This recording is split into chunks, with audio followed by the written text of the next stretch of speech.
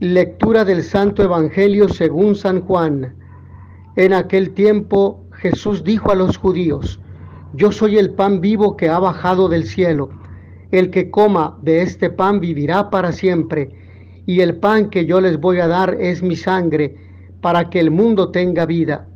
Entonces los judíos se pusieron a discutir entre sí: ¿Cómo puede éste darnos a comer su carne? Jesús les dijo: Yo les aseguro, si no comen la carne del Hijo del Hombre y no beben su sangre, no podrán tener vida en ustedes. El que come mi carne y bebe mi sangre tiene vida eterna, y yo lo resucitaré el último día. Mi carne es verdadera comida y mi sangre es verdadera bebida.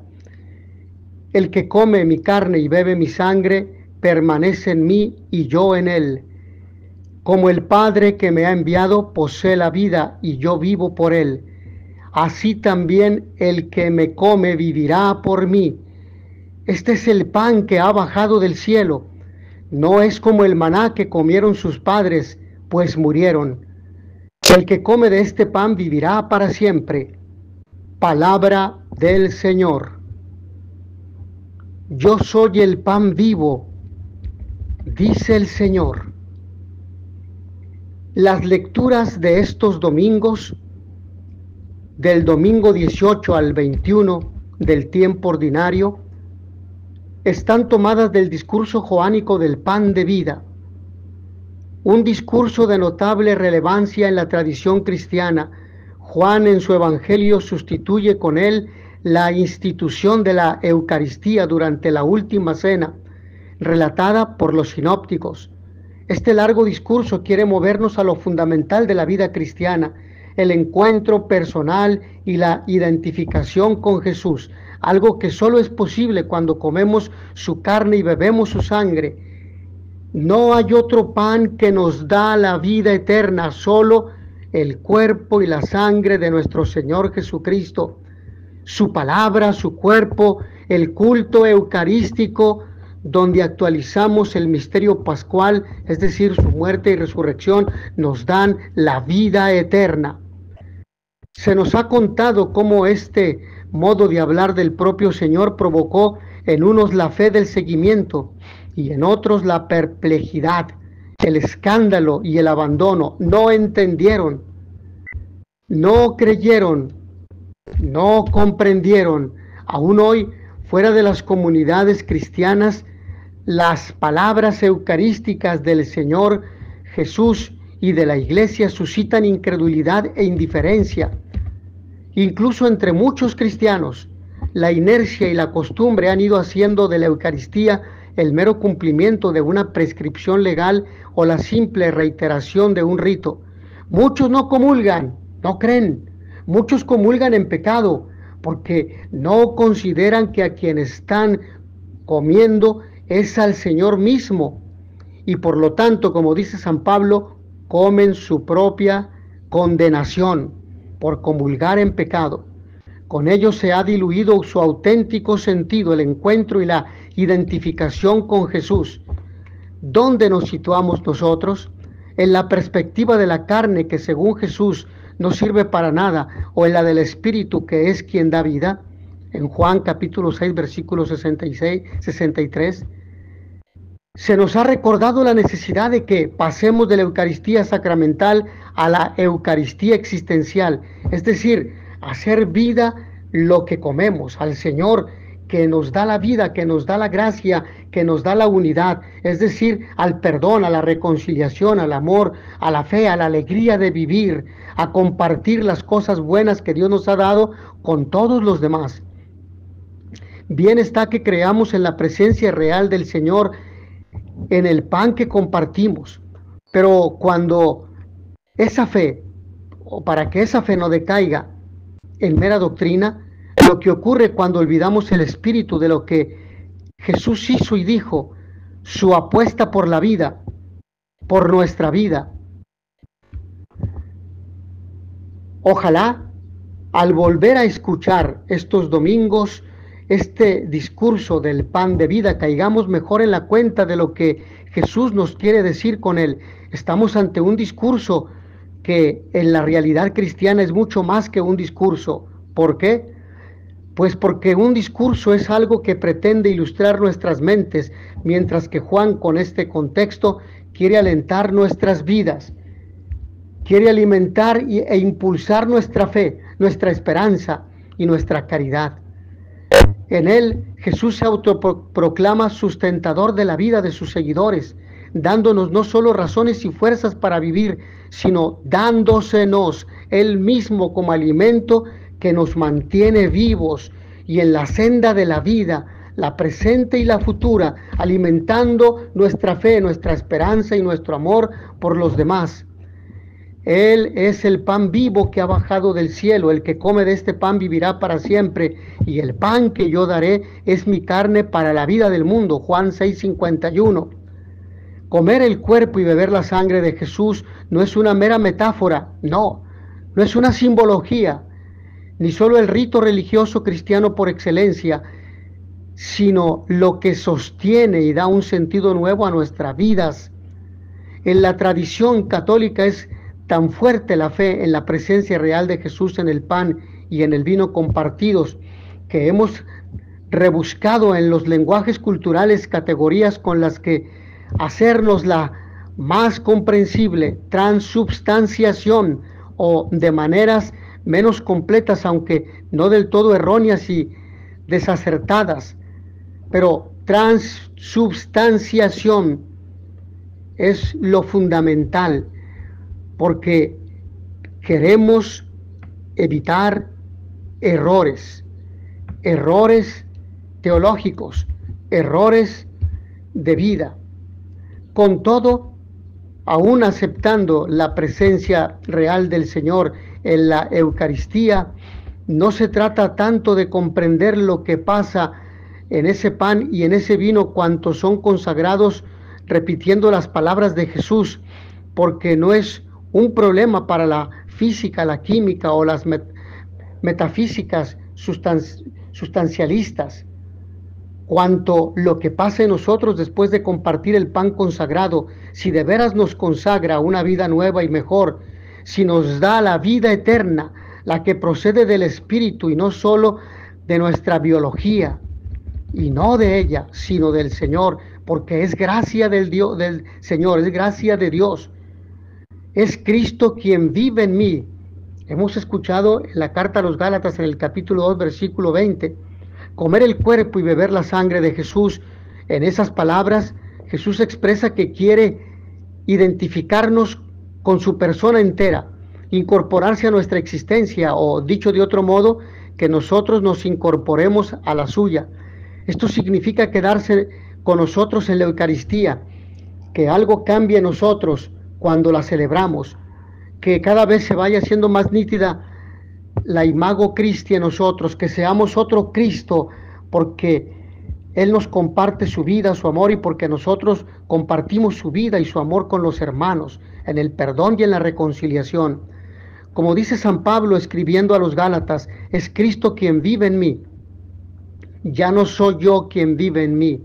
En otras palabras, sin dejar de ser yo mismo, intento orientar y alentar mi vida con las palabras de Jesús, con su espíritu y sus valores, con sus creencias y aspiraciones. Solo somos cristianos si compartimos con Él su existencia de la vida. Es por una parte experiencia de Dios, como Padre amoroso, providente y fiel, un Dios que nunca falla, un Dios entrañable a quien Jesús llama Abba, Papá, un Dios que ha creado y ha creído en los humanos. Abandonados a nuestra suerte y a nuestras propias fuerzas, nos hemos erigido en creyentes. Él nos ha hecho sus hijos, una aventura en la que no nos ha ido del todo bien. No hemos confiado plenamente en Dios. El Padre, a través de Jesús, nos ha rescatado de nuestros abismos y nos ha incorporado a su reino, un reino de paz interior, de confianza, de seguridad radical. No temas, pequeño rebaño, porque a su Padre le ha parecido bien darles a ustedes el reino. Por otra parte, su experiencia de la fraternidad.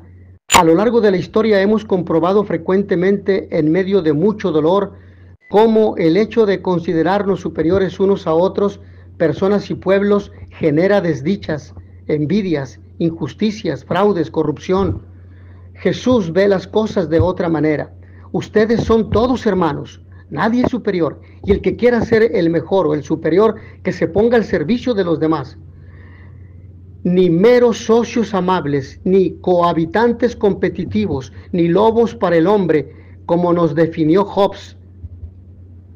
De la categoría fraternidad se derivan una antropología y una ética que nos plantean horizontes más amplios y mejores que los diseñados por nuestra mera razón. Hagan esto en memoria mía. Lucas 22:19.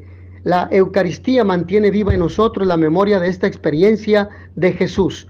Él tomó el pan y la copa, los bendijo dando gracias al Padre por todo lo que le había permitido vivir y los repartió diciendo: hagan esto en recuerdo mío.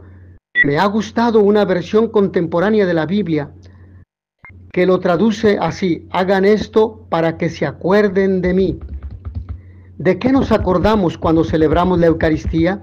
Ciertamente ese gesto del Señor en la cena, pero también de su vida entera y de su misterio pascual, de sus palabras anunciando el reino y de sus gestos comprometidos con todos, pero particularmente con los últimos, pobres, enfermos, pecadores, mujeres y niños, por cuya dignidad apostó.